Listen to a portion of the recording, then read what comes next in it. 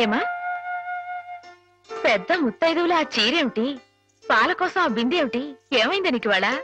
ఏం కాలా, నేను వెళ్ళి నీళ్లు తీసుకొస్తాను, నువ్వు వెళ్ళి పాలు తీసుకురా. రోజు నువ్వెళ్ళి పాలు తీసుకొచ్చేదానివి, ఇవాళ కొత్తగా ఏం మార్పు వచ్చింది? నిన్నటి ఆదివారం వెళ్ళిపోయి వాళ్ళ సోమవారం వచ్చింది, అదే మార్పు. పెద్ద మాటలు. నేనెప్పుడో నీళ్లు తీసుకొచ్చేసాను, నువ్వు వెళ్ళి పాలు తీసుకురా. టైంకి సరిగ్గా కాఫీ అందకపోతే ఒక్క నిమిషంలో సోమవారాన్ని మంగళవారం చేసేస్తాడు నాన్న. నువ్వు వెళ్ళు.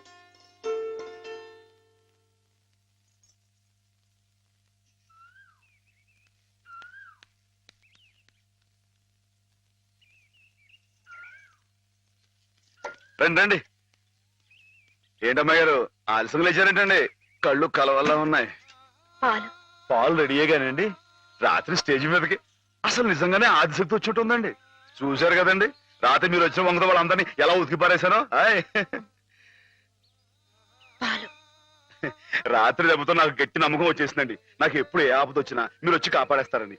నువ్వు జాగ్రత్తగా ఉంటే నీకు ఆపదలు ఎందుకు వస్తాయి? అసలు ఎదుటివాడిని చదవగలిగే లౌక్యం నీకు రావాలని రోజు దేవుడికి దండం పెట్టుకుంటున్నాను. నిజమా అమ్మాయి గారు? రోజు నా గురించి మీరు దేవుడికి దండం పెట్టుకుంటారా? పాలు చూడు. బాగుంది నాన్న, బాగుందండి. శుభం. మరి అబ్బాయికి అమ్మాయి నచ్చింది కాబట్టి ఆ ఇచ్చిపుచ్చుకోవడాలు కూడా మరి మాట్లాడే బాబు, అబ్బాయి గారికి అమ్మాయి గారు పాస్ అయిపోయి సరే అండి, మరి అమ్మాయి గారికి అబ్బాయి గారు పాస్ అవ్వట్లేదు ఏంటండి? అయ్య బాబా. వెళ్తాం గారు, మిమ్మల్ని కొంచెం అలా బయటికి రండి. రండి. అమ్మాయి గారు, మీకు పెళ్లి కొడుకు అన్ని విధాలా నచ్చితేనే ఈ పెళ్లి జరుగుతుంది, లేకపోతే జరగదు. చెప్పండి, మీకు అబ్బాయి నచ్చాడా? ఆడపిల్లలు నువ్వు ఇట్ట అడగగానే అట చెప్పేస్తారా? రైటే లేండి, ఇటప్పుడు కొంచెం ఇరకాడంగానే ఉంటుంది. ఓ పని చేయండి, అబ్బాయి మీకు నచ్చితే నవ్వుతూ తలదించుకోండి, నచ్చలేదు అనుకోండి కోపంగా నాకేసి తిరిగి చూడండి. అయ్యి బాబాయ్, అదేంటండి?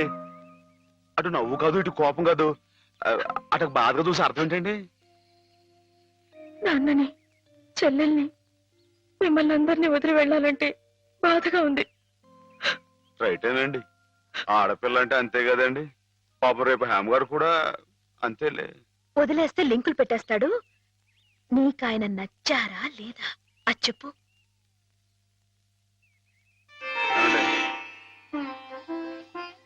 పాస్ అయిపోయినట్టే. మా అమ్మాయి గారికి అబ్బాయి గారు పాస్ అయిపోయారండి. ఇక పెళ్లి ఏర్పాటు చేసేసుకోండి. శుభం.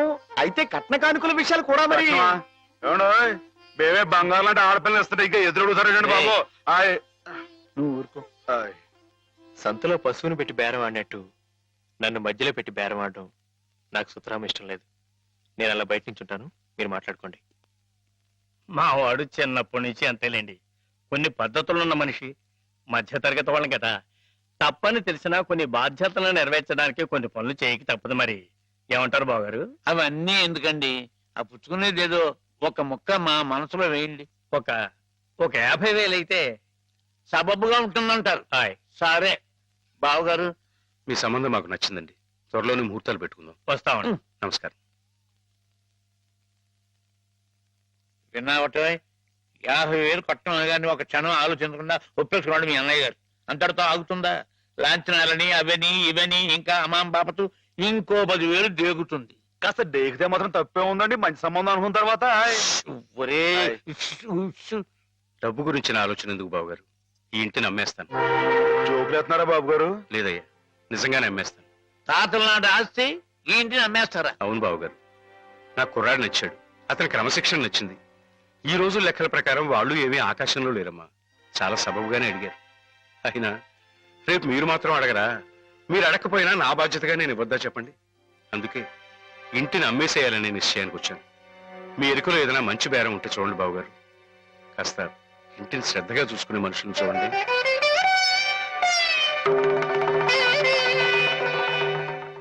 బామ్మగారు. ఎవరు? మాధవ. రా బాబు కూర్చో.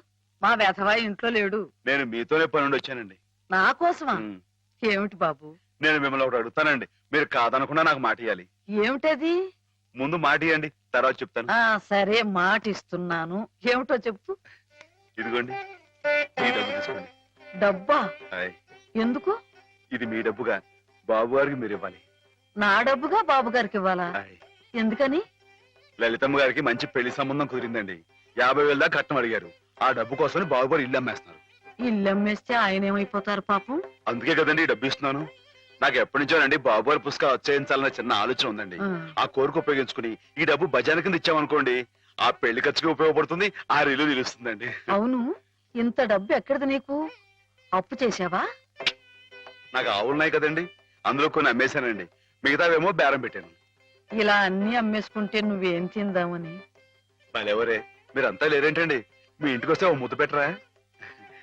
నాకు ఈ సాయం చేసి పెడతారు కదండి.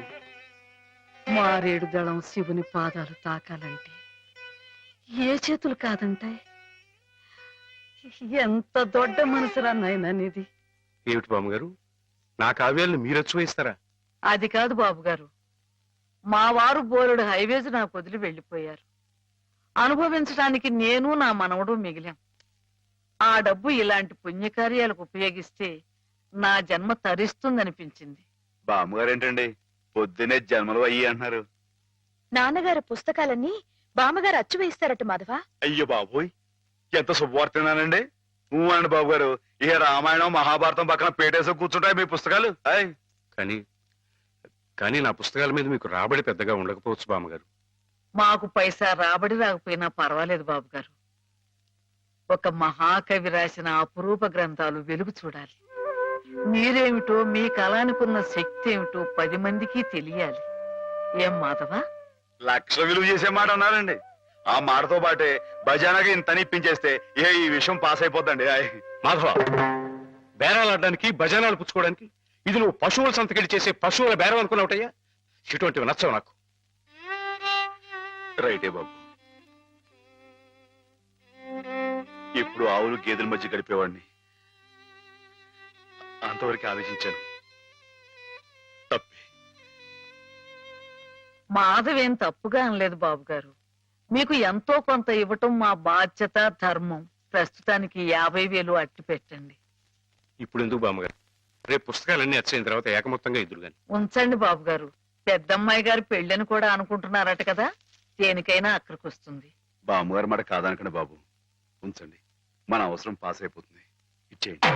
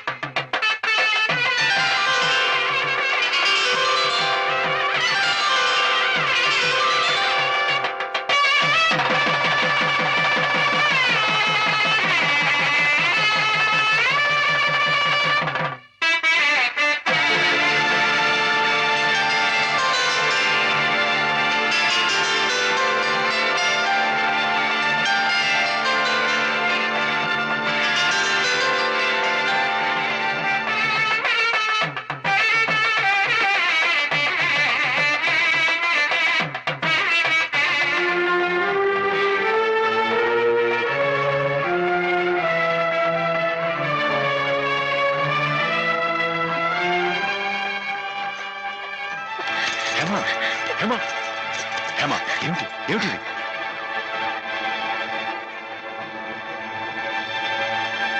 ఏంటండి అమ్మాయి గారు, ఏమైందండి? ఏం లేదు.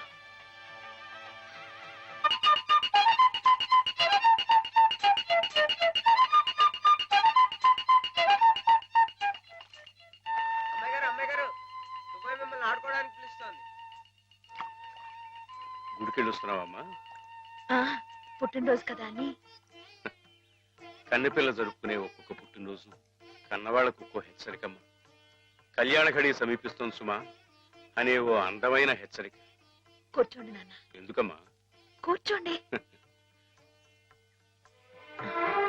లేమ్మా, లే.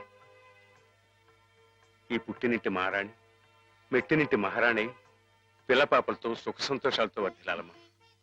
అన్నట్టు మీ అక్క నీకు ఉత్తరం రాసిందమ్మా. ఏం రాసింది నాన్న? నీకు పుట్టినరోజు శుభాకాంక్షలు పంపింది. నువ్వు కూడా దానికి వెంటనే శుభాకాంక్షలు అందజేయాలి సుమా. దేనికి? మీ అక్కయ్య నన్ను తాతం చేయబోతోందమ్మా. నిజంగా? మా నాన్న తాత అయిపోతున్నాడు. బామ్మగారు వచ్చారేమో, ఒకసారి వాళ్ళ ఇంటికి వెళ్ళి చూసొస్తానమ్మా. ఏయ్, పోరా, వెనక్కి తిరిగి చూడకూడదు. ఇదిగో ఉత్తరం ఉత్తరం. ఇటు ఇవ్వు. పో. అమ్మాయి గారు, అమ్మాయి గారు, అమ్మాయి గారు, అమ్మాయి గారు, ఈవేళ పిఠాపురంలో ఆవులు పోటీ కదండి. నేను గంగ దివసం బయలుదేరుతున్నానండి. మా చంటిగాడు నేను లేని కదా అని తలా ఇస్తారేమో, మీరు కాస్త దగ్గర నుంచి చూసుకోండి. ఇప్పుడే బయలుదేరుతున్నావా? మరి సాయంకాలం కదండి పోటీ. పోనీ మధ్యాహ్నం వెళ్ళకూడదా? మధ్యాహ్నం బయలుదేరితే టైం ఏమి మిగులుద్దండి. ఆవు కాస్త అలుపు తీర్చుకోవాలన్నా, ఈ సర్దుకోవాలన్నా ఇప్పుడు వెళ్ళడం రైట్ అండి. సరే, నీ ఇష్టం. ఉంటానండి. అదేమిటి? ఇంతకీ కావాల్సిన ఆవిడ మర్చిపోయానండి. ఈ ఏడాది కూడా బహుమతి నాకే పాస్ అయిపోవాలని కోరుకున్నారు కదండి. నువ్వు అడిగితే కదా. అయ్య బాబు, అడగాలండి.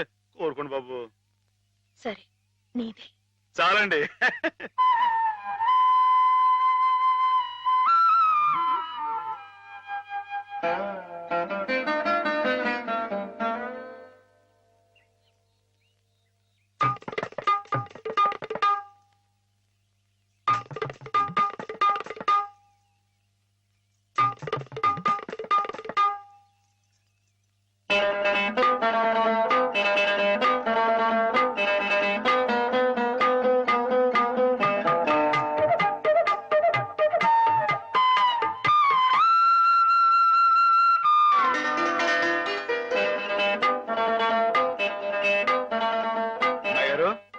అమ్మాయి గారు, అమ్మాయి గారు, అయ్యో, ఇంకా పడుకున్నారేంటండి?